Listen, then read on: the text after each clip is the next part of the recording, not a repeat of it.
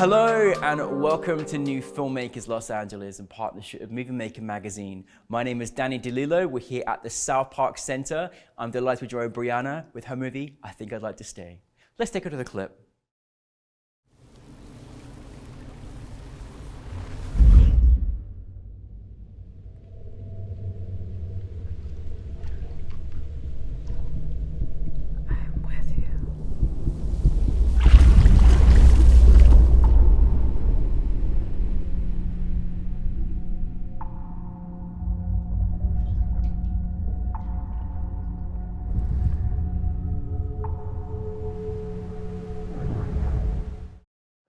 Brianna, firstly, welcome to the crazy wild NewFilmmakers LA family. We're so happy to have you, and thank you for bringing your film to us. Thank you for having me. I've attended the festival for, I think, 2 years, on and off, when I can. I love the programming here because it's just, I feel like you program people who are making really great stuff that I haven't seen at other festivals, and you're programming a variety of filmmakers at different points in their career. So some stuff feels super polished, and then the things that maybe aren't the most polished or whatever, still it's they're taking really strong swings and making bold choices, which is so exciting. So I'm so honored to be here. Well, I mean, it's so nice to have your film with us now, this time obviously attended before, now having your film as the program. By the way, last night was electric. It was the most vibrant atmosphere. It was incredible. It was a huge audience. It was so huge. Cool. It was amazing. Yeah. And, and it was so great, and everyone was so complimentary of each other's films, and the audience was so interactive. Now, it was so special seeing your film has to be on the big screen. All the work you put in to create this beautiful production design, which is exquisite. Seeing it on the big screen is where it should be and belong. For those that haven't seen your film, tell us a little bit about the story. Yeah, it's called I Think I'd Like to Stay. It follows a young woman who on the last night of a trip to her childhood home is swallowed by the land, and she kind of floats through this liminal space where she's deciding whether she's going to get on a plane the next day to kind of go back to her life with her partner in a big city, or if she's going to stay in this place that she loves. For me, it comes from a place of relating to a place in the same way you might relate to a romantic partner, and how do we put those kinds of relationships on the same level? Every time I go home, I'm just I don't want to leave, and I feel sometimes my romantic partner doesn't understand that, which is fine. It's not his home, but it's complicated, and so it's those things that you kind of keep within yourself too when you're in these relationships. So. I mean, Brianna, it's an amazing story. You've got an incredible imagination and such a palette of just the world that you created as well. And you gave this home a character. This is the pivotal character of this story. But goodness me, the way you entwined the thought process, with your lead, and how you entwined that with this, character of home, with all the stylistics and energies. How did this come about? I know you've got a background in designing, in costume design, and then you that's one thing, but how did this world create of how you wanted to articulate? Because it was so incredible to watch. Yeah, I mean, I primarily work as a costume designer, and then the pandemic happened and I had no work, and I was actually at home in the house that's in the film, and I ended up writing a bunch. How did the world come about? It's interesting. I feel last night a lot of people were said about their films, they're oh, we're shooting a documentary, and save for literally being pulled into the earth, kind of everything that happened in that film has happened to me in real life. Even during the pandemic, I was running through the woods at my parents' house, and I heard this sound where there was this thing moving in deep water, even though I know there wasn't deep water near where I was. It was just very surreal and weird. And I was just I don't know what that is, but I'm gonna tuck that away in my brain. And I don't know. I feel I, as an artist and a creative, I don't think necessarily in a linear way. I think some of it comes from being dyslexic as well, but like I find there's lots of metaphors that kind of intertwine, and I found that like the story kind of had this through line of this bath, that like this bathtub was kind of our through line, but then everything kind of like coalesces into the forest. Everything becomes like one thing. I don't know. It was incredible. and how do you go about designing that? I mean, because it was wonderful to see it before your eyes on camera and just see this kind of unfold. But who did you work with? Like that was beautiful to watch. I mean, mad props to our our production designer, Sophia Odegaard. She did an incredible job. This was her first time production designing. What? Yeah. That's incredible. She's actually a costume person and I know her from working in costumes. And at the time that we shot in the Northwest, and I wanted to hire a Northwest crew. But at the time I had found a production designer, and then they got like a real job with like, you know, big money. And they were like, I'm so sorry, your project seems really cool, but I can't do it. And we were close enough to shooting where I was like, I think I need somebody who I know can A, execute this, and B, that I can just trust to show up, you know, and have a conversation with. And Sophia had expressed to me in the past that she was like, you know, I work in costumes, but I kind of work in costumes because my family's always worked in costumes.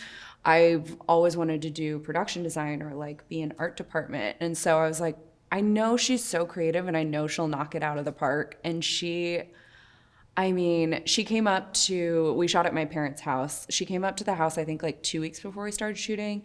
She was like gathering moss in the forest. She did all this research on like native plants and like where they would be. I mean, we wanted the space to be practical, and almost everything that's on screen, with a few exceptions, is real. Like it is real plants. We worked with a local nursery that specializes in native plants. Because I didn't want it to look plastic, and I feel like, so especially when things get on a big screen, it's like very apparent to me when things are fake. And I also didn't want to VFX it. I was like, I want it to, I think the magic of cinema sometimes is that it feels so real, and I was like, we can do this with real stuff. And she just, I mean, she knocked it out of the park. It was, so I don't know, we like, and to the process, I mean, we shared a lot of images. We kind of had these different stages where we were like, you know, the bathroom changes and kind of these different stages.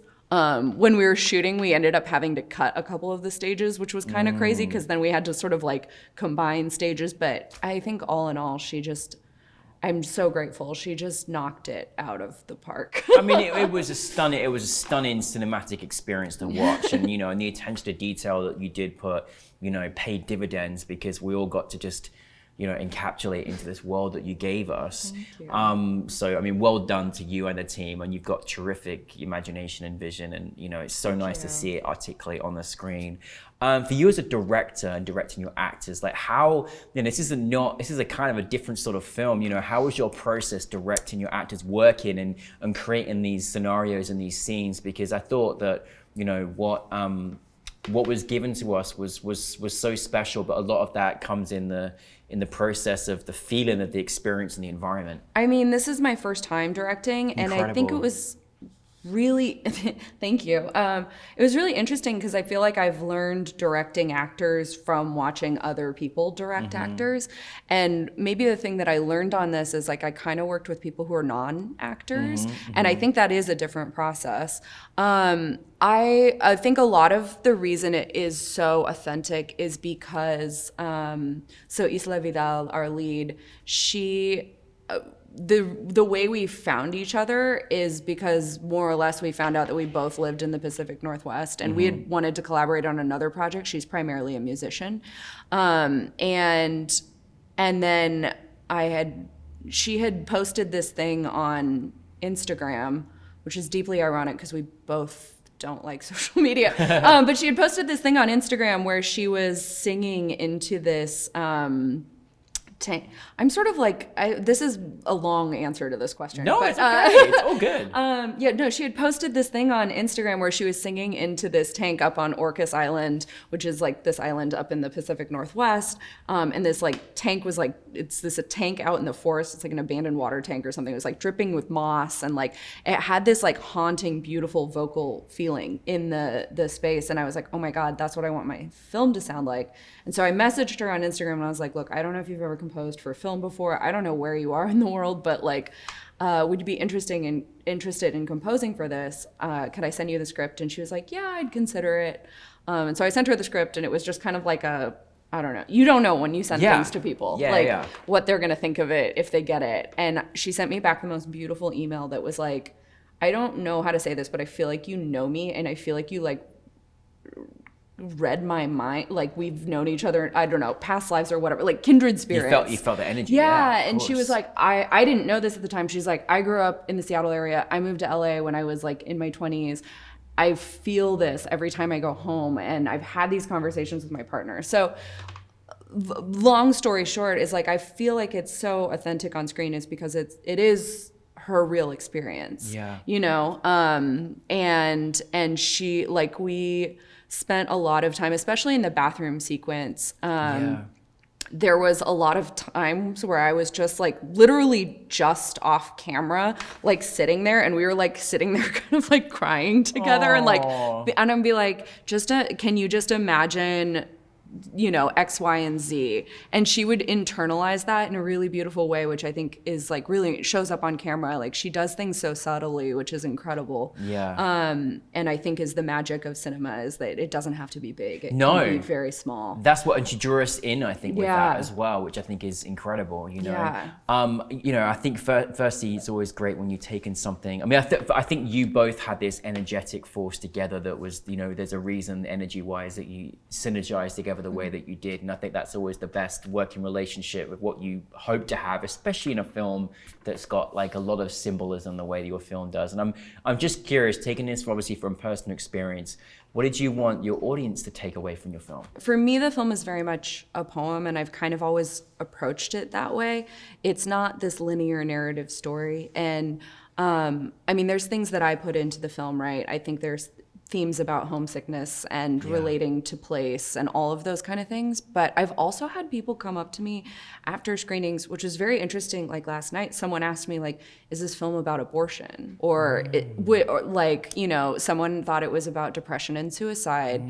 And I'm okay with those answers. Like, if that is the thing that you are gathering from all these images and the sound and the all of that, like, I think that's kind of the beauty of cinema and art, is like that it can mean a lot of different things to different people. Absolutely. And credit to you, because, you know, I mean, I think if anyone is talking about your film and feels a certain way or has got interpretations, that's all you can ever ask for, really, in a film, you know? No, I feel really fortunate. I mean, I think the biggest thing that's been like maybe the biggest compliment has been folks coming up to me after screenings and being like, I don't know how to say what, but you know, they like don't have words. They're like, you captured the feeling, and it's a feeling that I can't. A lot of people are like, it's a feeling I can't put words to, but it reminds me of when I think about home. Isn't that amazing? And I think that's like the ultimate goal. Is like,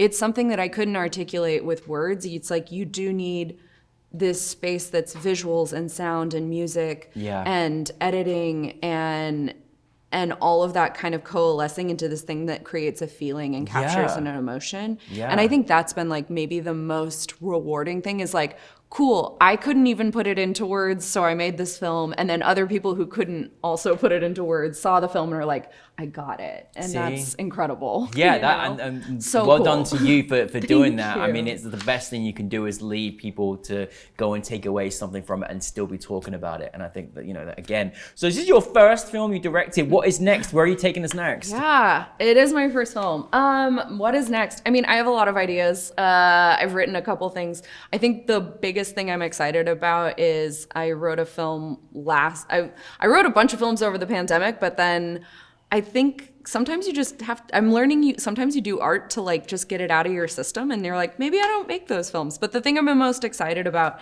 is I want to make a short that follows a woman who's compelled to start haunting a rural road near her home in Washington. Oh, wow. And then is confronted by a man one night about why she's doing what she's doing, and she doesn't have an answer for him. Okay. And then an altercation happens between them. And I want to shoot it on film if I can, which is like a big, scary thing. But I had the great privilege of shooting on film last year with Sam Davis on his short, The Singers. And it's just like, it's so magic. Like shooting on film is like actually really magical. There's like this flicker that happens as you like get up to roll, and it's like, oh my God, I don't know. It was really incredible. And I think just like the images and the story sort of serves it. So that's the thing I'm very excited about. Hopefully producing my partner Julian's feature, which is, we're trying to get off the ground, which is, it's a feature that is related to his short Raspberry, which I helped produce, that went to Sundance a couple years ago. So yeah, and then obviously I still work in costumes, so I'm like still costume designing too. So the world is exciting, and there's plenty going on. Well, I'm glad that you finally got to make your first, your first film together. I mean, it's not everyone could be as multi-talented as you and be an incredible costume designer, producer, director, writer. But I'm really excited to know that there's going to be more films you're going to make, because I think the greatness is you give us so much depth, and you leave us with something that we are still thinking about your film beyond seeing it. And not everyone can do that. So well done. We're so proud of you. Please bring your next film to us. That sounds super intriguing. I'm already ready to watch it. But thank you so much for bringing your film to New Filmmakers. No, thank you guys for having me. This has like really been an honor. I really appreciate it. So appreciate you, Brianna, everybody. Thank you.